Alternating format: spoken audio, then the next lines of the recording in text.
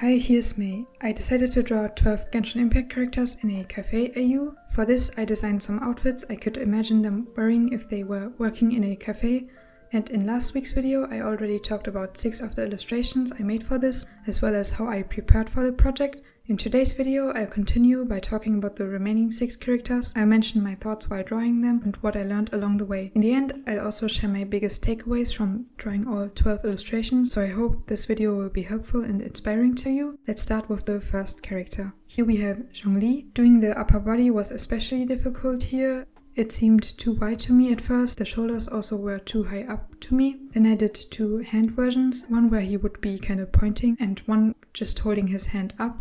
I wanted Zhongli's design to have brown and black colors inspired by his in-game look. I also included a gradient for his tie. And I added some accessoires with patterns similar to his in-game design. Just like I did last week with the characters I drew. In the end, I also mentioned a flavor I imagine would fit to the character, or what could be the character's favorite flavor. And for these flavors, they would be flavors for sweets like cakes, cookies, and so on. Zhongli would definitely fit to some more rich, deep flavors like chocolate or coffee to me. Next, I'll talk about Albedo. Here I drew his right arm too long and big, but also flat to me at first. The left arm was pulled up, and for the hand here I tried out a few poses and went with a elegant stretched out one in the end. I added some suspenders with accessoires on top for his outfit. Black, white and blue were some color variations I tried out for his shirt, and I went with just black in the end. While drawing his shirt, I included small shading variations to indicate folds of his shirt. These fold indications can make the outfit look more detailed and realistic. The regular folds I would draw in would be where tension points are, for example under the armpit or for the elbow when it's bent. For Albedo, I would say pistachio would fit to him flavor-wise. It's a pretty refined flavor. It might be a bit weird to sort characters to flavors, but well, if you think about it, what flavor would fit to you? For me, I think it might be pistachio as well. I really like raspberries as fruits though, but they wouldn't fit that well to me. For me, it's interesting to think about this. Moving on to Ether.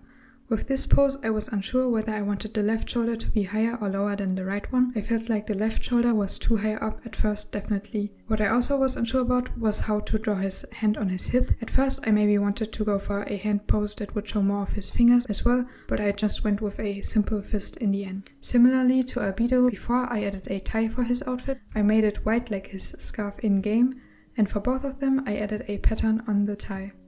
Drawing Ether's braid was pretty difficult to me here, even though I've drawn braids many times before. For braids where you have 2 strands side by side, they can be interwoven, so the strands look parallel or offset, and I saw for Ether's braid on the site Games Fashion Archive, where the 3D models of the characters are, it was offset, while on his card illustration it was parallel, so I was confused with how I wanted to draw it. I went with the parallel strands in the end. But then I also was not sure if I even wanted to have the braid to be in the front or in the back, since the tie was already standing out from the black shirt in the front. Overall, I just made 2 versions, one with the braid in the front and one in the back, because of this. I also forgot to adjust the line thickness, which I usually do after doing the line art to separate parts. I like to make silhouette lines of outfit parts, the overall silhouette as well as hair above the forehead thicker to frame the face and add a bit of depth. Since I forgot to do this at first, I only did this in the end. Cookie is a flavor I could see as being Ether's favorite. It fits to him to me. Moving on to Child. Here I'm showing the full screen recorded process so you can get a better idea of how I drew the characters. The steps I take to draw characters include the thumbnails. Here I just use poses from my daily drawings with some head drawings. Then a sketch. Here I figure out the outfit, expression and hand pose of the character. While drawing Child, I used my hands as a reference, and I'm just gonna shamelessly admit that I traced over them instead of what I would usually do, which is to just draw from my own reference. In the line art stage, I then draw over my sketch, and as I said while drawing Ether, I like to make some lines thicker and some lines, for example, for hair strands or accessoires, thinner. I also noticed that while working on this project, I drew the older characters like Child here smaller, meaning more of their bodies is visible, and for the younger characters, through resizing the illustrations after drawing, I can make them all have similar head and body sizes though. Having the head be at a slightly different angle than the shoulders, or be parallel to them, was something I was unsure about, and to make the pose not as static, I had the head be at a different angle from the shoulders. During the coloring stage, I first erase overlapping line art. I like to use a lot of layers and have a predefined layer structure for the sketch, line art and coloring phase. After I've erased the overlapping parts, I fill in flat colors using mostly colors from my color palette. In my references for child, I saw this nice bright blue suit and it really fit to child to me, so I went with colors like I saw in there in the end, but I also tried out some other color variations before. While I used brown and black for Zhongli, I went with blue and white for child. I wanted to include a nice contrast by doing this.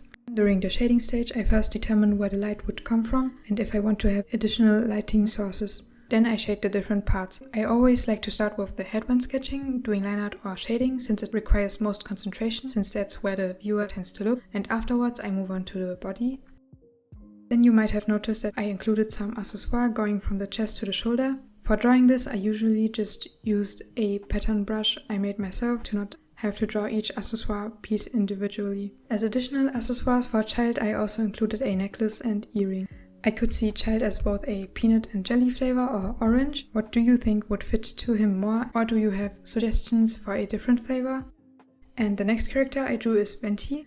At first I went with a head angle where he was looking up, but since I didn't like how it looked, I changed this up so he would look more downwards. Figuring out the flow of his braids was interesting. I always enjoy drawing Venti's hairstyle. Also, his outfit is a bit more complicated. I added a border for his jacket's inner parts. I'm not sure how to call it, but I'm unsure if I like the added border since it's different from the other outfits I drew. It looks a bit like a idol outfit, not a formal suit jacket to me. Because of the border, it also looks pretty detailed. Then I added in some suspenders, which made this outfit even more detailed. His shirt is rather short and the jacket is turquoise. Since Venti has a very sweet personality, I would say strawberry could fit to him flavor-wise. The last character I'll talk about is Zhao. To me, his body looked too wide or big at first. Since the post thumbnails were from my daily drawings, it meant while I was drawing the bodies, I wasn't thinking about which character I would want to draw with this body. Because of this, the proportions of my sketch sometimes didn't fit to the character, which I tried to adjust in my second sketch of the body, where I would also mark the anatomy.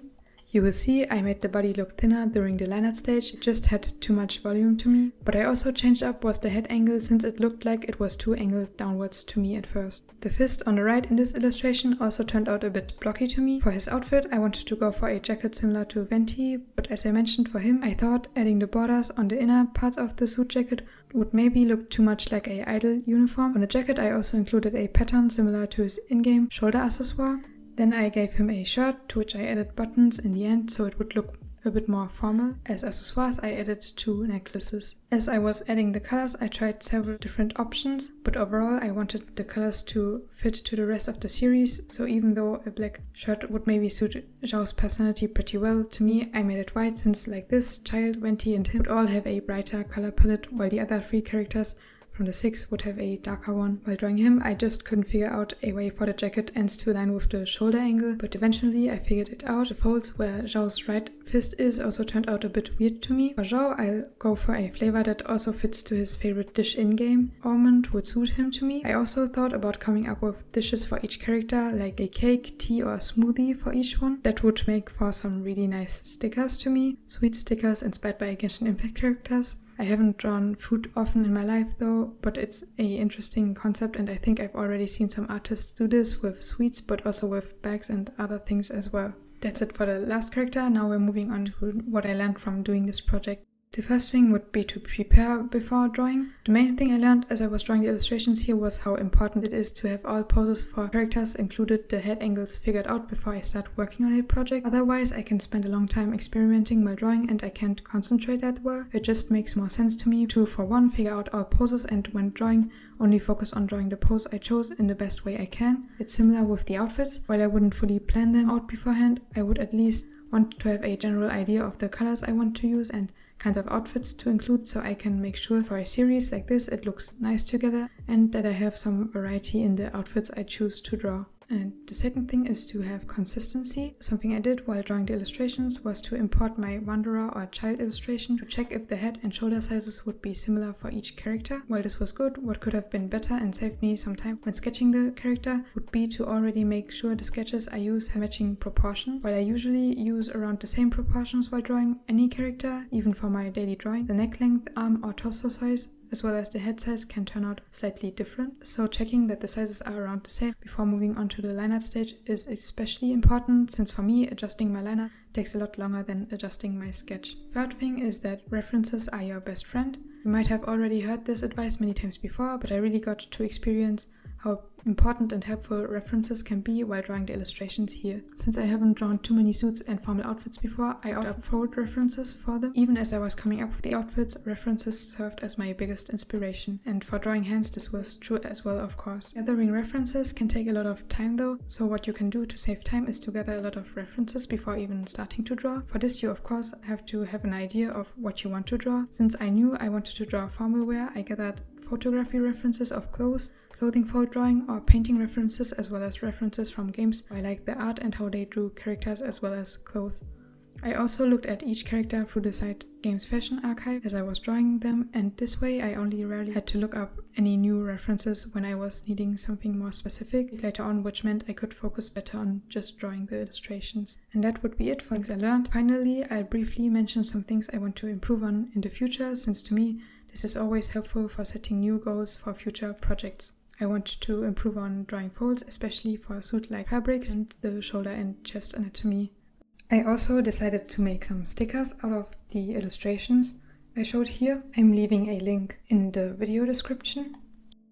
That's it for this video and all the Genshin Impact Cafe AU illustrations. You can comment which of the characters or outfits you like the most. Thanks for watching and bye.